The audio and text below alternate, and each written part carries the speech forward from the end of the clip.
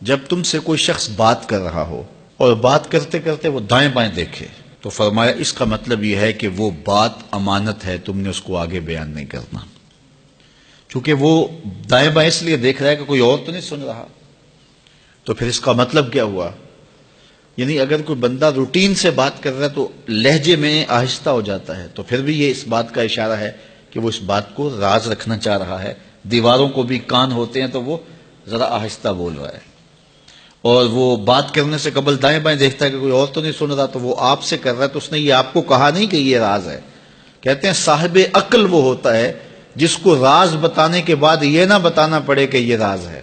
اس میں اتنی عقل تو ہو نا، اتنا تو فہم ہو نا کہ راز بتائیں اور پھر بتائیں کہ یہ راز رکھنے والی چیز ہے۔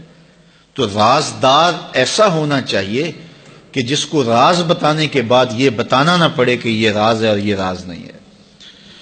تو بہرحال وہ کچھ اشارے ہوتے ہیں جو عاقل سمجھتا ہے، اور یہ کوالٹی اور یہ خوبی اور یہ وصف ہم میں سے ہر شخص کے اندر موجود ہونا چاہیے۔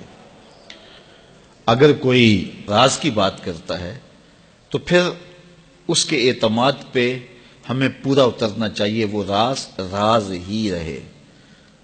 اور بندہ کہتا ہے کہ میں یہ راز کسی اپنے رازدان کو بتاؤں گا، تو پھر اس کے بھی تو اپنے رازدان ہوتے ہیں نا۔ وہ کیا کسی نے کہا تھا، بلیا یاراں نو راز نہ دسیں، یاراں دے بھی یار ہوندے نے۔ تو پھر یاروں کے بھی آگے یار ہوتے ہیں، پھر ان کے بھی آگے پھر راز تو ہوتا ہی نہیں ہے، پھر تو وہ پھیلتا چلا جاتا ہے۔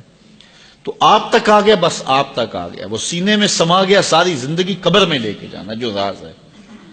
تو اب بعض کا ایسا ہوتا ہے کہ کوئی شخص اس کو راز سمجھ رہا ہوتا ہے، آپ کے نزدیک وہ بڑی بات نہیں ہوتی، اور آپ اس کو آگے روایت کر دیتے ہیں۔ تو جب اس نے آپ کو راز کے طور پہ کہا ہے، وہ بڑی بات نہیں بھی تھی، لیکن آپ اس کو راز رکھیں گے تو یہ بڑی بات ہوگی کہ اس نے راز سمجھا اور وہ بڑی بات نہیں تھی، لیکن آپ نے اس راز کو راز ہی رہنے دیا اور ساری زندگی اس راز کو جو ہے وہ فاش نہیں کیا ہے، تو یہ ایک بڑی بات تھی۔ تو یہ حضور علیہ الصلوۃ والسلام کا فرمان ہماری اخلاقی قدروں اور ہماری زندگی کی خوبصورتیوں کی ضمانت ہے کہ جب کوئی شخص تم سے بات کرے اور بات کرتے ہوئے دائیں بائیں دیکھے تو تم اس کو راز سمجھو، اور وہ تمہارے پاس اس کی امانت ہے، تو امانت کے اندر خیانت نہیں کرنی چاہیے۔